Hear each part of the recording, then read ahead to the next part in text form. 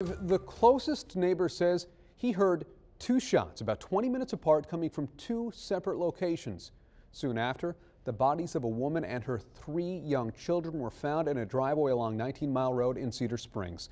13 News side reporter Phil Dawson is here now to explain how that timeline matches evidence collected by police. Nick, the gunfire heard by the neighbor corresponds with the location across from his house where detectives believe the 3 small children were shot, and the location next to his farm where less than a half an hour later their mother also died of a gunshot wound. 2 shots, 4 deaths.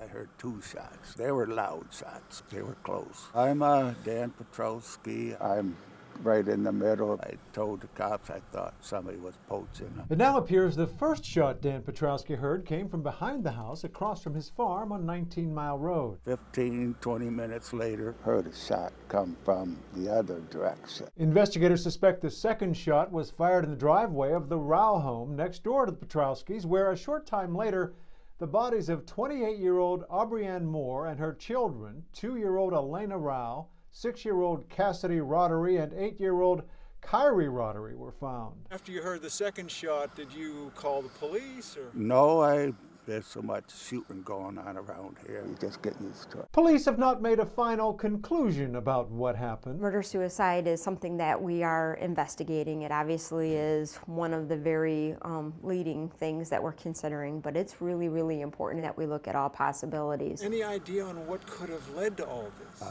No idea, really. I can't understand how somebody could do that. The 2 locations where shots were fired, police call them crime scenes 1 and 2, are connected. Aubrianne Moore died at crime scene 1, the home of Stephen Rao, her boyfriend and father of her daughter Elena Rao. Crime scene 2, where it appears the children were shot, is the former home of Stephen Rao's grandmother, vacant since she moved to a nursing home. Police said they cannot reach any final conclusions about what happened or even positively identify the 4 people who died until an autopsy is completed, and those results should be available soon. Nick? All right, Phil, thank you. And as police continue to investigate whether or not this was a murder-suicide, we are learning more about the mental health history of the 28-year-old woman found dead. Court documents we obtained today show Aubrianne Moore was plagued by hallucinations and paranoia. In a September petition for mental health treatment, a doctor said she was a threat to herself. In one instance, she reportedly kept her kids from school because she said the TV told her there would be a school bus accident that day.